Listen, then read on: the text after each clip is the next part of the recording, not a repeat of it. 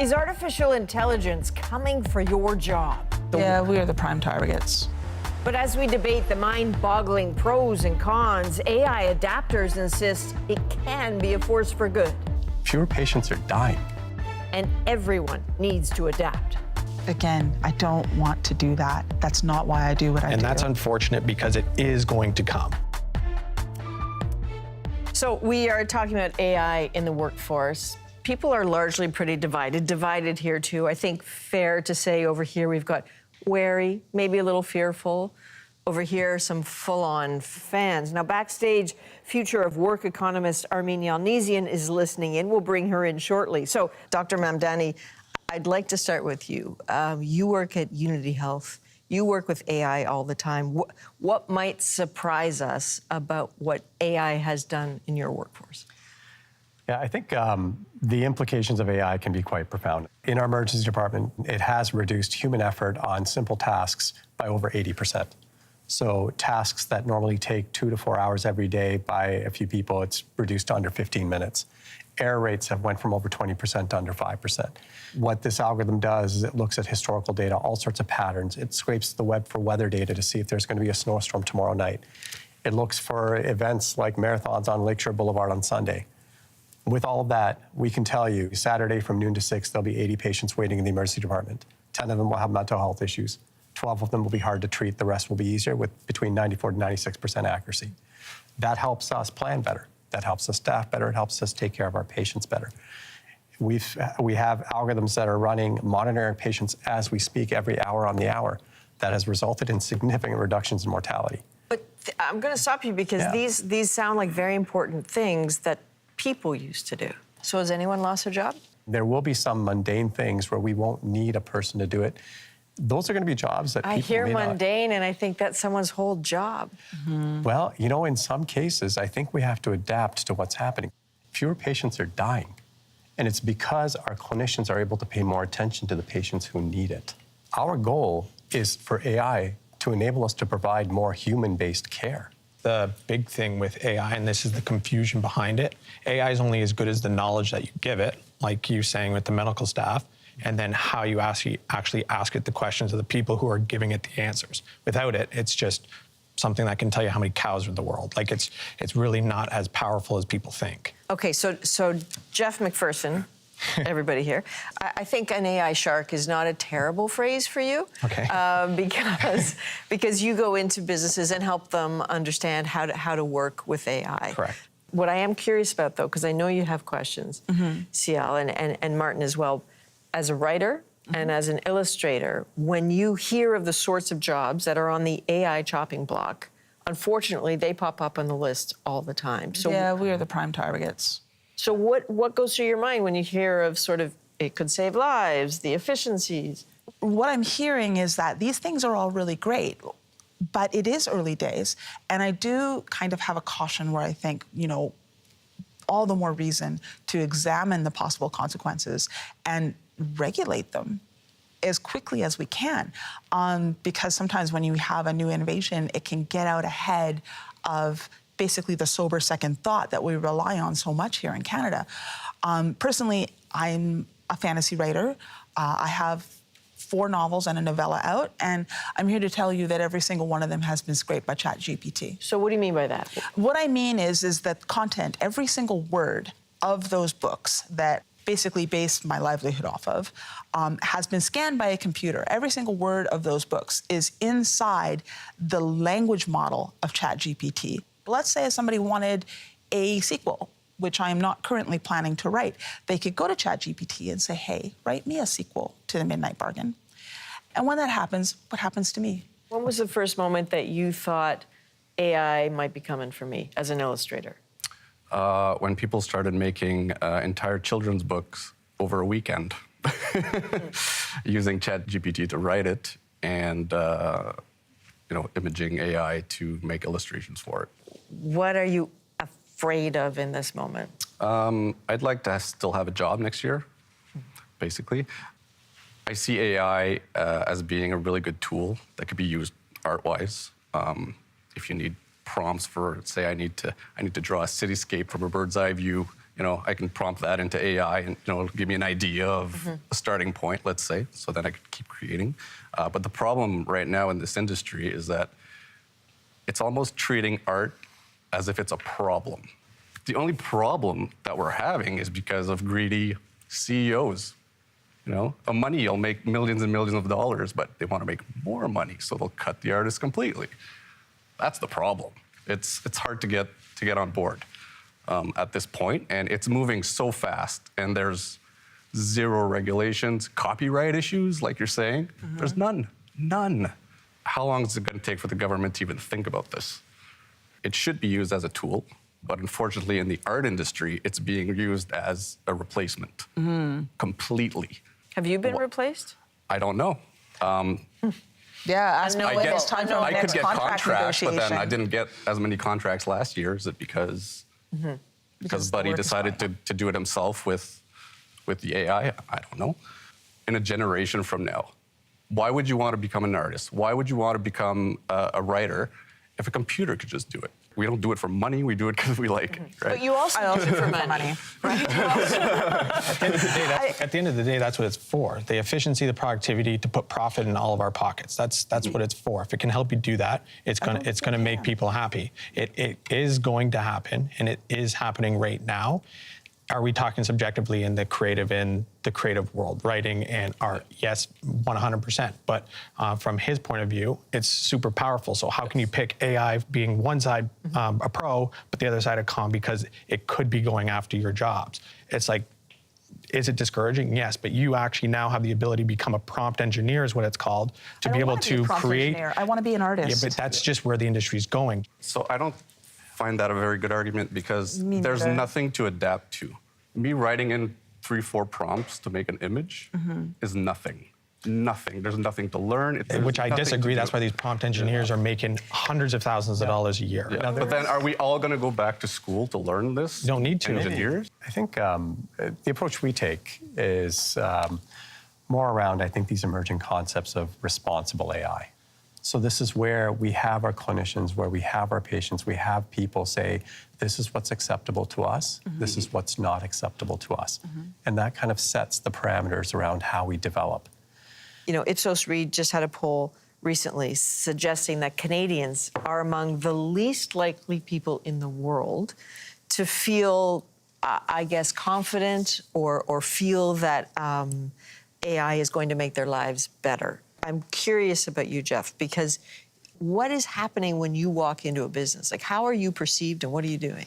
We're not there to be like, hey, we're going to replace the whole thing. But there's an opportunity, if people can't keep up with the systems that we build in each department, that you may not be there. So somebody can be a writer. We can take 100 of their past blogs or emails that they've written, put it into the AI, and it will spit out new blogs as well as change language as well. That's just on the email marketing side. Same thing with customer service, same thing with sales, call centers and stuff like that.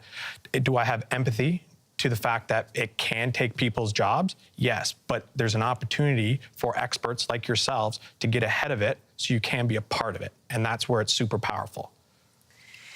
Again, I don't want to do that. That's not why I do what I do. And that's unfortunate, because it is going to come. I feel like it's invalidating us as humans right? at some point. It literally takes years to get good enough to do what we do. Have you been in a position where you say, we're not going to do that because there are human beings here? Many times. There are areas where I believe we can actually reduce staffing, for example, through efficiencies that we can gain from AI solutions, using things like natural language processing to scour through notes and actually collect the information we need efficiently, where we could cut staff probably by about 20 to 30% would be my estimation. But is that the right thing to do? I don't think it is. How long is the ethical decision going to be the one that wins the day? This is why I think it's important for society to drive AI and not the other way around. Is society driving AI? I mean, do you think the ethical decision will be the... In any industry, no matter what it is, there's good and bad. It's just which one can overpower the other is the big thing. In the business world that we're in, it comes down to the bottom line, And businesses, as they grow, that number needs to get larger while things start getting cut. And they're going to implement AI just because it's cheaper, faster, and it's scalable.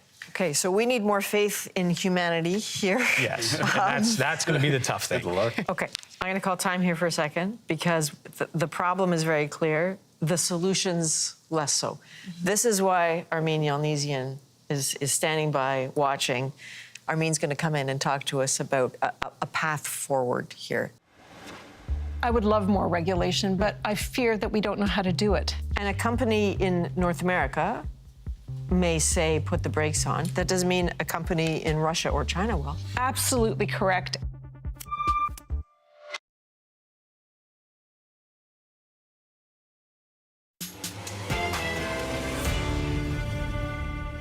Okay, back to the urgent debate on AI and the possible threat to your job. Why would you want to become a writer if a computer could just do it? We've heard from anxious workers, but also eager adopters. Now for the broader view of where it's all going. We, as humans, are still in charge of the machines. That might not last longer if we all throw our hands up.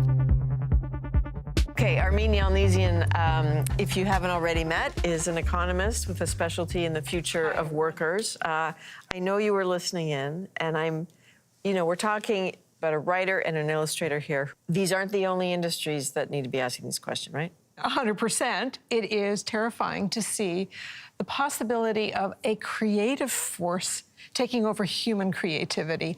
I get it, but it is happening everywhere in every industry, as Jeff mentioned. It's happening to coders, it's happening to translators, it's happening to engineers, it's happening to people working in law. What strikes you about what you heard here so far?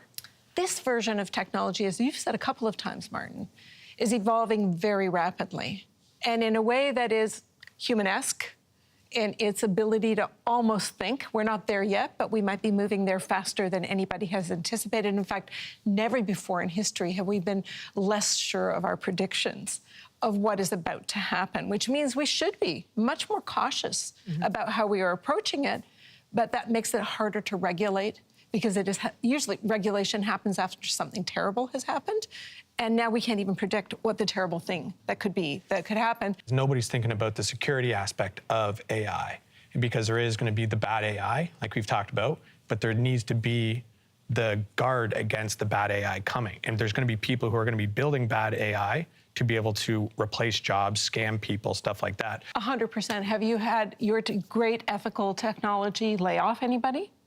Yeah, I mean, us personally, no, but we've gone into businesses where, yes, customer service, they're no longer there. Writers, they're no longer there. Salespeople, no longer there. So your technology that you have been asked to bring into a company has, in fact, led to higher unemployment in those companies? Correct. Okay.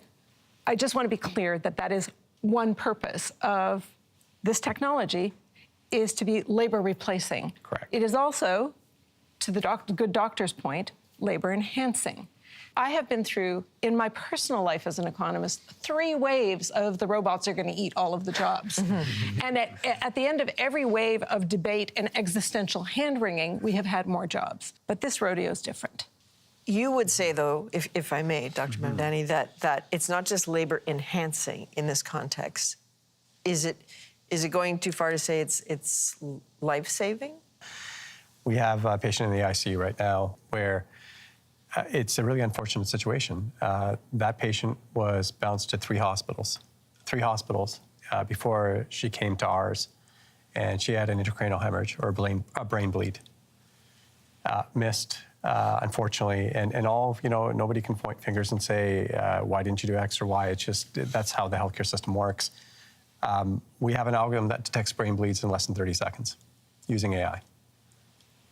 Had that been available, deployed, the right steps taken, she may not be where she is today.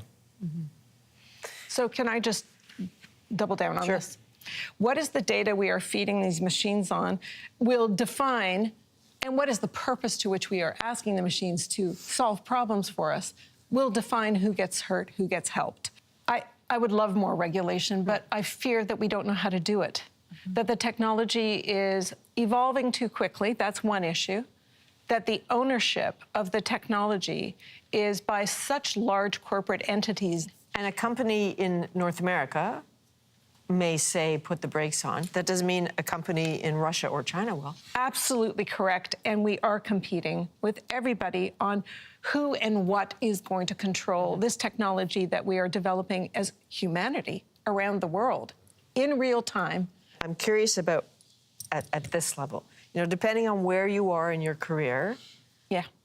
what on earth do you do? Somebody asked me the other day, I have an 18-year-old that's thinking about going into coding. It's like, is AI going to eat his future? And my answer was, would you have said that to an accountant, somebody that wanted to study accounting, when we introduced the hand calculator? Of course not. It's a tool that made everybody's jobs easier and faster. Awesome. AI could code. We should all, especially young people, should be much more conversant about technology in a world that is dominated by technology. We as humans are still in charge of the machines. That might not last longer if we all throw our hands up and say, Give it 6 months, yeah. right? Like, if that's what we're saying, give it 6 months, it'll come. It'll come faster if we give up control. At our hospital, we have a saying that is, you know, not ours, we've heard it from others, is that AI is not going to replace clinicians. But clinicians who use AI are going to replace clinicians who don't use AI. If you have, I don't know, between 3 and 6 years left in your career, or 6 to 10 years, or 20 years left, what should you be doing if you're at each of those stages? It's actually the 25 to 54-year-olds that really need to up their game. And of course, universities and colleges and high schools should be teaching every child everything they know about every generation of this technology, because it is changing fast, and learn how to use it so it isn't used against you. Armin, Martin, Ciel, Dr. Mamdani, Jeff, thank you very much. So this conversation is far from over. We only touched on some of the jobs and professions that AI is reshaping, possibly replacing. So tell us about AI and your job. You can reach us at thenational@cbc.ca. We want to hear from you. Coming up, an emotional meeting more than 10 years in the making. He saved my life. He's my hero. You know, he's truly, truly my hero. A lasting friendship forged in blood. That's next in our moment.